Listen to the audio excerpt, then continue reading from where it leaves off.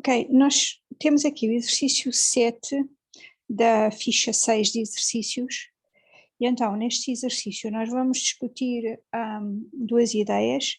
A primeira ideia tem a ver com a linha A.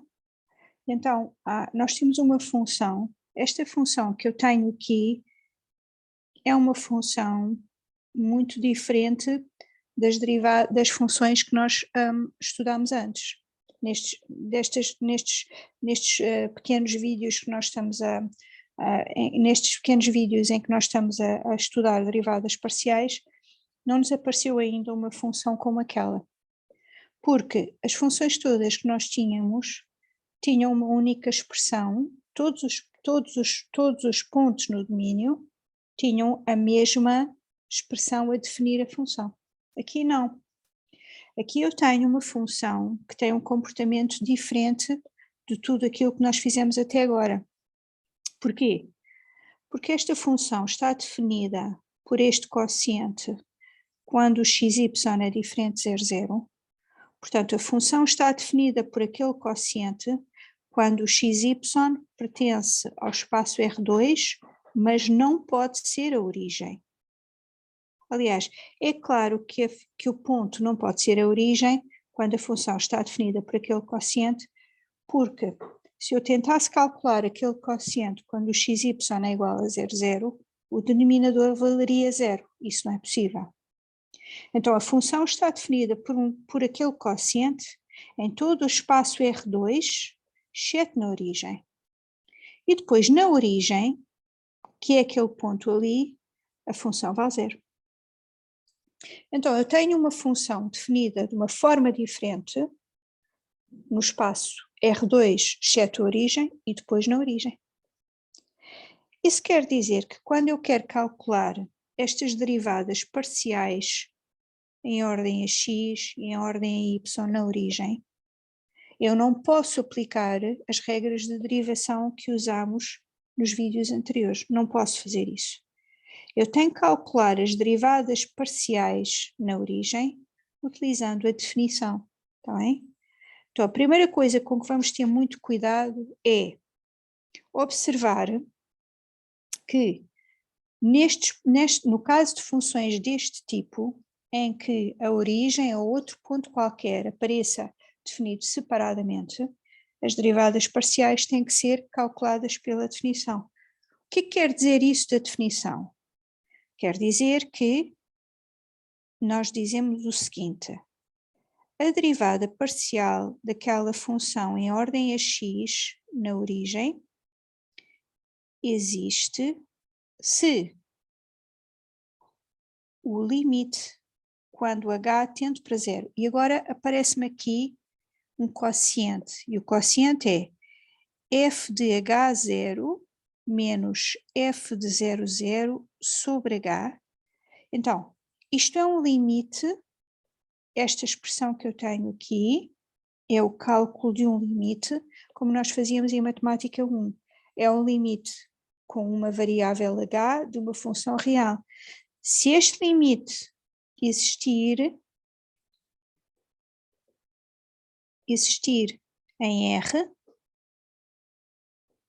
ou seja, se for um número, se for igual a um número, então nós dizemos que a derivada parcial em ordem a x na origem é igual ao limite. Então o que eu estou a dizer em primeiro lugar é a derivada parcial em ordem a x, vamos apontar aqui, o que eu estou a dizer em primeiro lugar é a derivada parcial em ordem a x da função na origem existe se este limite existir em R, se este limite for um número. E no caso de ele existir, a derivada parcial tem o valor do limite. Isto é muito parecido, vamos só fazer aqui uma nota, com aquilo que nós fazíamos em R. Vamos fazer só uma nota muito, muito breve e depois vamos fazer os cálculos para esta derivada parcial calculada pela origem. Nós em R, se tivéssemos uma função, por exemplo, definida assim, f de x é igual a elevado a x menos 1 sobre x, se o x é diferente de 0, e 0, se o x igual a 0. Aliás, deixem-me pôr aqui 1 se o x for igual a 0. Então, nós em matemática 1 vimos que no ponto x igual a 0, esta situação é muito parecida com a que nós fizemos há bocado, com a que nós estudamos, com a que nós estávamos a considerar neste exemplo. Esta função está definida em todo lado por este quociente, exceto na origem. E depois na origem, que é este ponto aqui, vale 1. E nós dissemos em matemática 1 que para calcularmos a derivada da função na origem, tínhamos que ir pela definição. E então dizíamos assim, temos que estudar o limite quando h tende para 0 de g de h menos g de 0 sobre h. Se este limite existir em R, então dizemos que ele é igual à derivada da função na origem. Vocês estão a ver, é uma situação totalmente parecida. A única coisa que é importante observar aqui é o seguinte. Vocês em R tinham aqui uma razão incremental. Por que é que temos uma razão incremental? Porque nós estamos a dar aqui o incremento h ao 0. Nós estamos a pensar assim, eu tenho aqui o 0 e aqui tenho o h. Estou a dar o incremento ao 0. Calculo o g em h, aqui nesta parte, calculo o g em 0 e depois calculo o quociente, para ver quanto é que dá o limite. Em R2, nós estamos também a dar um incremento, no exemplo acima, só que estamos a fazer assim, eu tenho a origem, que é o meu problema, que é o meu 0, 0, é o ponto onde eu quero calcular a derivada parcial, e agora o incremento h é dado no eixo do x. Porquê?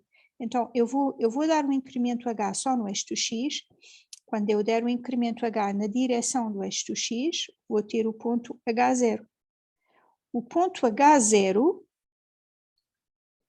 é que é considerado aqui. Estão a ver? Porquê é que eu dou o incremento só no eixo do x, na direção do eixo do x? Porque estou a calcular a derivada em ordem a x. Ok. Então, depois destas considerações, o que é que nós precisamos de fazer? Em termos práticos, precisamos de fazer o seguinte. Para verificar se existe derivada parcial em ordem a x desta função no ponto 0, 0, temos que ver se existe este limite. É isso que vamos fazer já a seguir. Então, vou escrever aqui outra vez a expressão para o limite, que é, eu quero calcular o limite, o incremento tende para 0, f, dou o incremento na primeira componente, menos f de 0, 0, sobre h. Agora, vou mostrar outra vez a função f e vou calcular a função, vou calcular o valor de f em h0, está bem? Olha aqui para cima. Quando eu substituir o x por h, vou ter h ao quadrado e o y por 0, h ao quadrado vezes 0 sobre h ao quadrado mais 0 ao quadrado, ou seja, 0 sobre h quadrado, que é 0. Então, f de h0 é 0. E f de 0, 0, que é o ponto que eu estou a estudar, também é 0. Então, vou substituir ali embaixo. Limite, quando h tende para 0, f de h0 é 0, como vimos há bocado, menos f de 0, 0 também é 0, sobre h. Então, tenho o limite, quando h tende para 0, da função 0. Aqui tenho 0 sobre h, é a mesma coisa, 0 sobre h é 0. Eu tenho o limite da função 0, que é 0.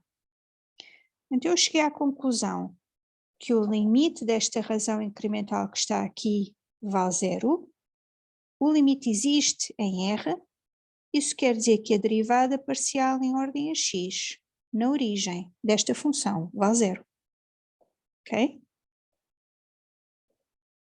Como é que eu estudava a existência da derivada parcial em ordem a y também na origem? Ia calcular o limite de uma razão incremental, a mesma, então Olhem agora para a razão incremental que eu tenho ali naquela bola amarela. Para a derivada em ordem y, o h mantém-se em baixo e eu tenho aqui menos f de 0,0 à mesma. Agora a questão é, o incremento h, neste caso, em vez de ser dado na primeira componente, é dada na segunda. Porquê que é dada na segunda componente? Porque eu estou a tentar analisar a derivada parcial de f em ordem a y no ponto 00. Portanto, o incremento é dado na segunda componente. Ok.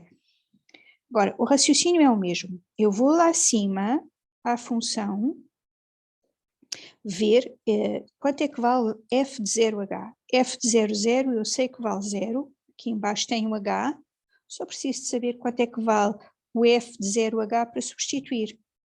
Vou lá acima e vou calcular f de 0h. Então, vou apagar aqui e vou substituir e vou calcular f de 0h.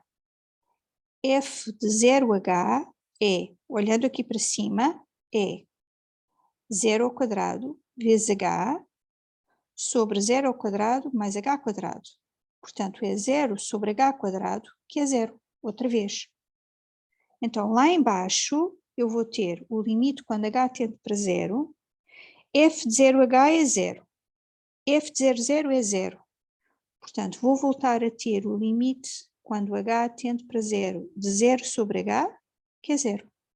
Isso quer dizer, como o limite existe em R, isso quer dizer que a derivada parcial desta função em ordem y, na origem, existe e vale 0.